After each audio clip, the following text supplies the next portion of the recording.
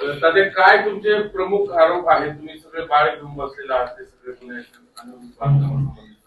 कोकणावर काय कोपडेंनी त्यांच्या सरपंच पदाच्या कार्यकाळासह आता अगदी 2020-21 पर्यंत अनधिकृत बांधकामं फार मोठ्या प्रमाणावरती केलेली आहेत आणि ते सगळे डॉक्युमेंट्स रजिस्टर्ड आहेत. रजिस्टर्ड डॉक्युमेंट आहेत.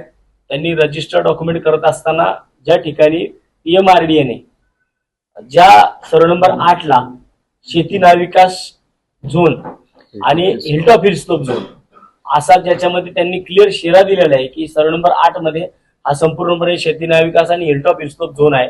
त्या ठिकाणी 18 मीटरचा DP रोड आहे. याच्यामध्ये सगळी अनधिकृत बांधकामं करून नागरिकांची फसवणूक केलेली आहे. आता याच्यात ते असं म्हणू शकतात की हे सगळ्याच गावांमध्ये जो विषय आहे त्यात हा इन्क्लूड आहे, मागे पुढे आम्हाला न्याय मिळाला तर ते कोर्टामध्ये ठेवलं. आम्ही फक्त आता बाकीच्या गावांचा विषय नाही, माझा फक्त संबंधित उमेदवार जे आहेत की जे चुकीच्या पद्धतीने अनधिकृत बांधकामं करून त्या ठिकाणी जो महानगरपालिकेचा एरिया आहे त्याच्यामध्ये आता हा प्रचंड मोठ्या प्रमाणात लोड आलाय. गेल्या अनेक वर्षापासून तो लोड आलाय महानगरपालिका क्षेत्रावरती. त्यामुळं स्पेसिफिक मी फक्त त्यांच्या बाबतीमध्ये ऑब्जेक्शन घेतलेलं आहे की त्यांनी स्वतःहून, कारण अनधिकृत बांधकामं ही सगळीकडे जरी झालेली असतील तर यांनी स्वतः केलेली आहेत आणि त्याच्यामध्ये ते रजिस्टर्ड डॉक्युमेंटमध्ये आहेत. स्वतःच्या त्यांच्या दस्त जे त्यांनी करून दिलेत ते 141 दस्त त्यांचे स्वतःचे आहेत आणि 40 दस्त त्यांच्या वडिलांचे आहेत. हे तर फक्त मी या 10 दिवसात काढलेले 181 दस्त आहेत.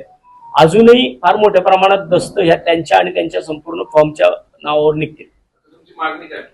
मागणी कोर्टामध्ये त्यांचं डिस्क्वालिफिकेशन व्हावं, त्यांचं नगरसेवक पद रद्द व्हावून प्रभाग क्रमांक 38 मधील नव्याने पुन्हा एकदा त्या ठिकाणी निवडणूक व्हावी आणि ती निवडणूक ज्या पद्धतीने चांगल्या प्रकारची लोक त्या ठिकाणी निवडणूक लढलीत आणि त्यांना त्या ठिकाणी काम करण्याची संधी मिळाली पाहिजे.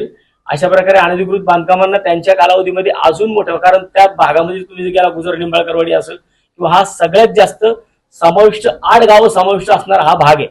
त्यामुळे या समाविष्ट गावांमध्ये अशा प्रकारचे लोकप्रतिनिधी निवडून आले तर ह्या उरलेल्या सगळ्या गावांमध्ये अजून मोठ्या प्रमाणात अनधिकृत बांधकामाला वाव मिळू शकेल.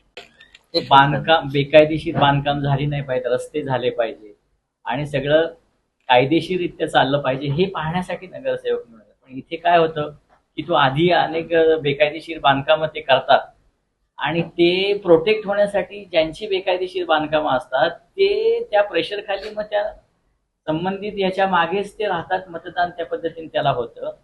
त्यामुळे ही सगळी जी बेकायदेशीर बांधकाम आणि शहरावरती जो प्रेशर येतो तो येऊ नये आणि नगरसेवकांनी असले कुठलीही कामं करू नयेत यासाठी कायद्यामध्ये ती तरतूद केली आहे की ते जर बेकायदेशीर बांधकामामध्ये इन्व्हॉल्व असतील किंवा ते पाडण्यासाठी किंवा त्याच्यामध्ये त्यांनी जर त्या संबंधितांना हस्तक्षेप केला तर त्या केस खाली ते डिस्क्वालिफाय झाले पाहिजेत. याच्यामध्ये जो कोणी ते बेकायदेशीर बांधकाम करण्यामध्ये संबंधित असेल नगरसेवक तो डिस्क्वालिफाय झाला पाहिजे यासाठी कायदा केलेला आहे.